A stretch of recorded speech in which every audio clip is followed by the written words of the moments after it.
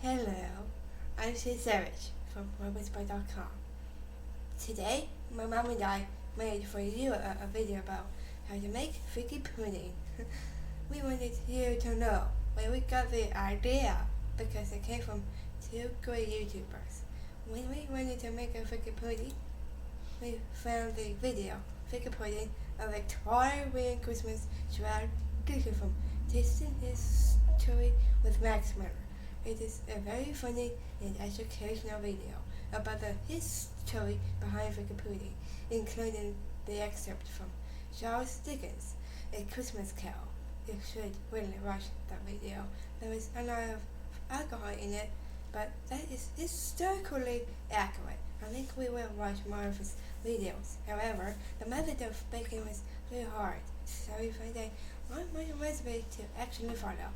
So that brings us to the video by Ethan Chlebowski. How to make a Figgy Pudding is surprisingly good. Here is what it is. There's just a couple of bad words, but the video is entertaining and the recipe was easy to follow. We will subscribe to him too. So here's our attempt at making a crushed Figgy Pudding for my Christmas Carol by Charles Dickens. Hi, I'm Savage from RobotsBy.com and we have a cooking video. And we're making Figgy Pudding.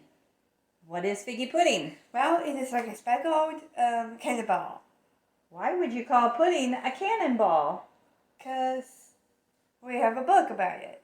What book is that? A Christmas Carol. A Christmas Carol by Charles Dickens. Mrs. Cratchit left the room alone, too nervous to bear witness, to take up the pudding and bring it in. Suppose it should not be done enough. Suppose it should break in turning out. Hope that doesn't happen to us. All sorts of horrors were supposed. Hello, a great deal of steam. The pudding was out of the copper, a smell like a washing day. And that was the cloth. In half a minute, Mrs. Cratchit entered, flushed but smiling proudly, with the pudding, like a speckled cannonball, just like you said. We'll look at that later. Oh, a wonderful pudding, Bob Cratchit said, and calmly, too, that he regarded it the greatest success achieved by Mrs. Cratchit since their marriage. So, the Figgy Pudding that Charles Dickens talks about in his book, we're going to make that today. Okay, so on the dates, you want to make sure they're pitted, and then you're going to cut them in small pieces, kind of like they're the size of a raisin.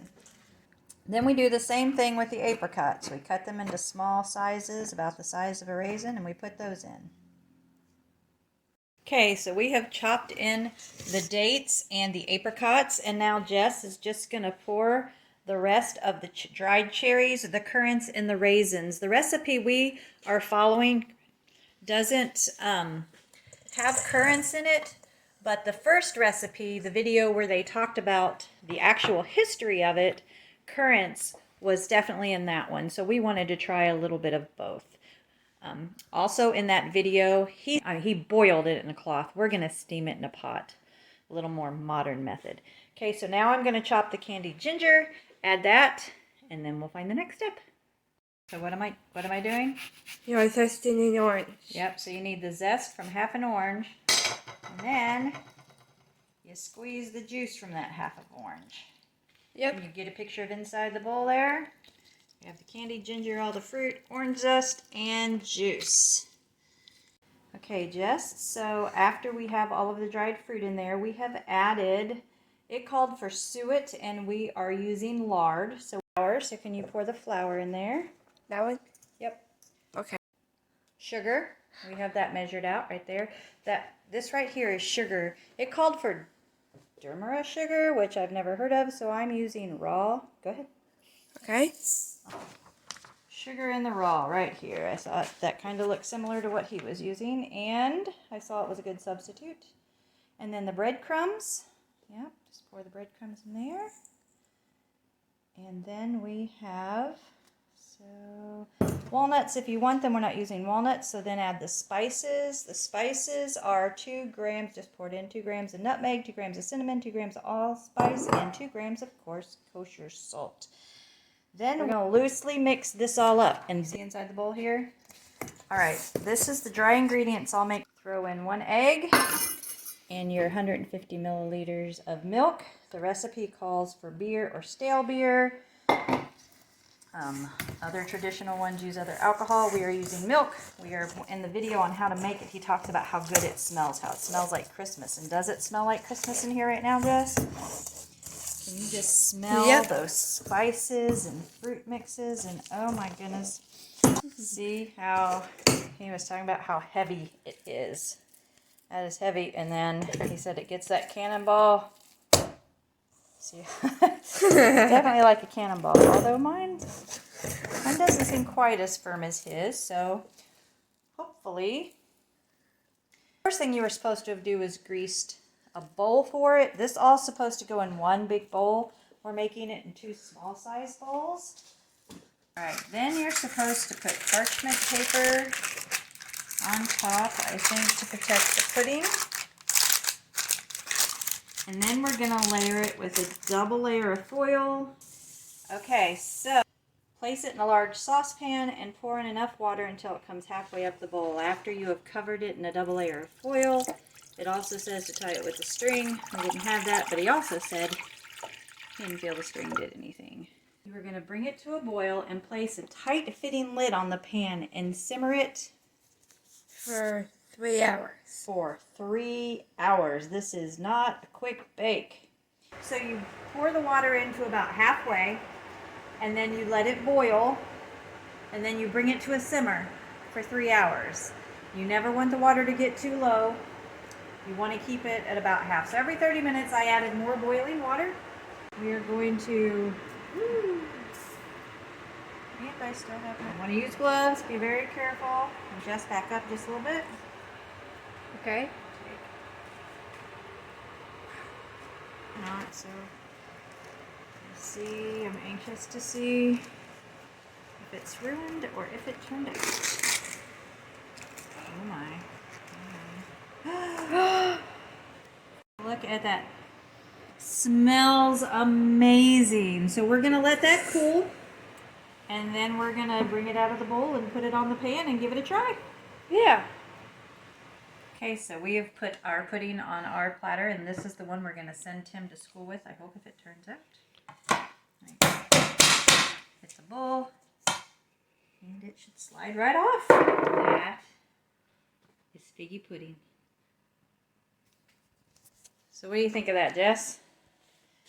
It's amazing. Was it a lot of work?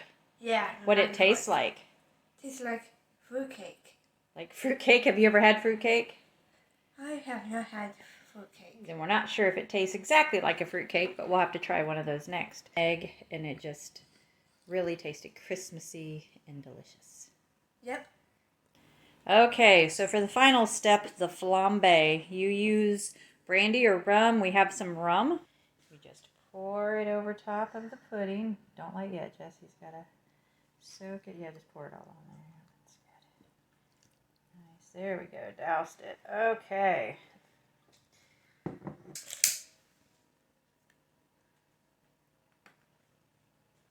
Tell you what, Jess, why don't you go turn the kitchen light off? We'll see if we can get it fresh on there. And the brandy might have worked better. Oh, there we go. Yeah, it's climbing. Ah. Look at that. What do you think of that? All right. Wow. Okay, so this is figgy pudding. We'll be back with a taste. Bye. So we have our figgy pudding. I realized that I fretted just like Mrs. Cratchit over how much flour I had put in, but it turned out great. So we're going to cut it. Okay. Put it on a plate. Wow. And Vince even commented on how heavy the pot was. These are really big, thick pieces. And then you put a little cream on top.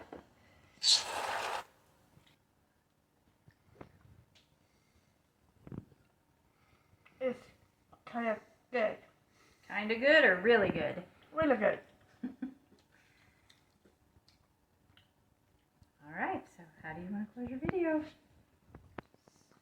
Oh, we Oh, wish you a Merry Christmas. We wish you a Merry Christmas. We wish you a Merry Christmas and a Happy New Year. So bring us some figgy pudding and bring us some figgy pudding. So bring us some figgy pudding.